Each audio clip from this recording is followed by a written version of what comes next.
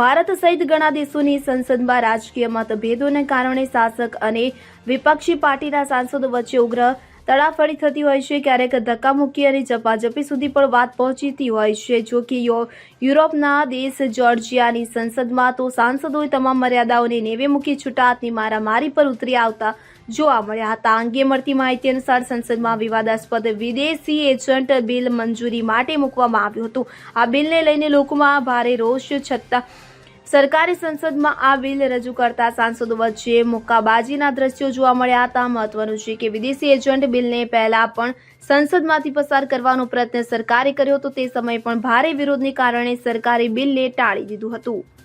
Bureau report CN24 news. હવે જુઓ દેશ દુનિયાની તમામ ખબરો તમારી આંગળીના ટેરવે. ઉઠાવો મોબાઈલ અને Google Play Store પરથી ડાઉનલોડ કરો અમારી CN24 ન્યૂઝ મોબાઈલ એપ.